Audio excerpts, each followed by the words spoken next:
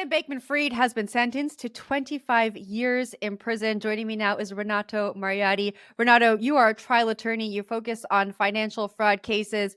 25 years this afternoon. We learned Sam Bankman-Fried is going to spend in prison. Are you surprised?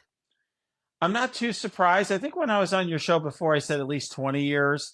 It's about the range that I would expect. It is a significant sentence, though. Okay, just so it's clear to everybody who is watching this.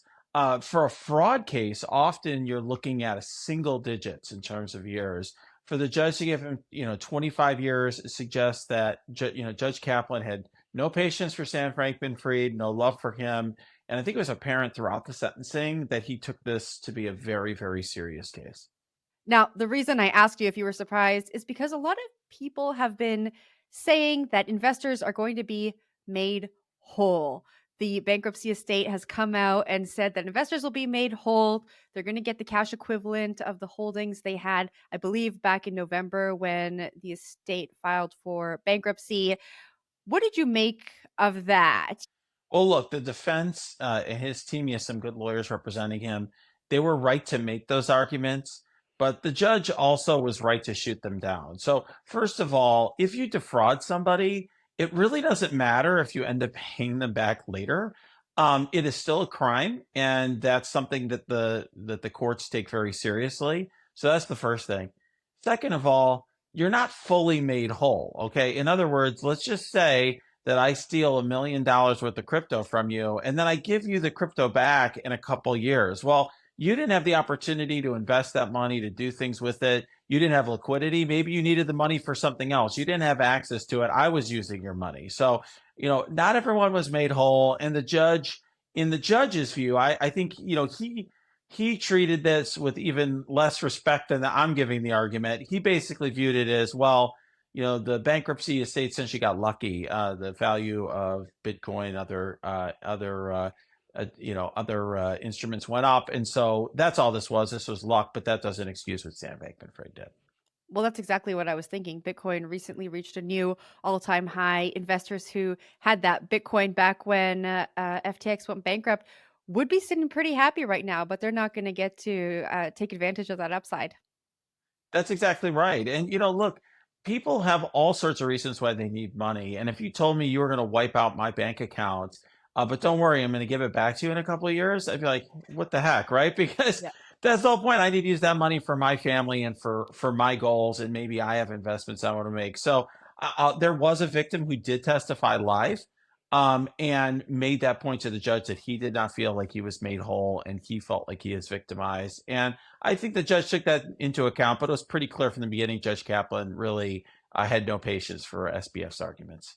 What's life going to look like for Sam Bankman-Fried from here on out? Is it possible he could get out of prison before the 25-year mark hits?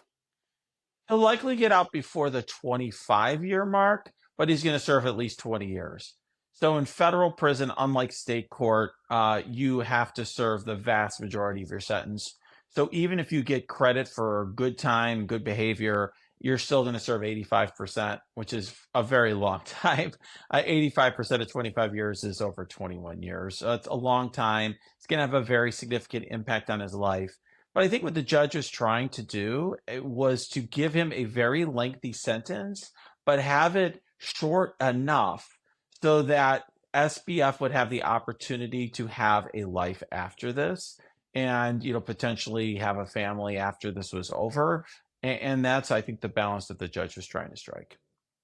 Well, speaking of that life, when Sam Bankman-Fried gets out of prison, are there restrictions on what he'll be able to do, where he'll be able to work? He will have conditions of supervised release, and they're going to have some restrictions right now. I predict that in 20 plus years they'll probably be revisited, given that this industry changes from year to year, much less from decade to decade.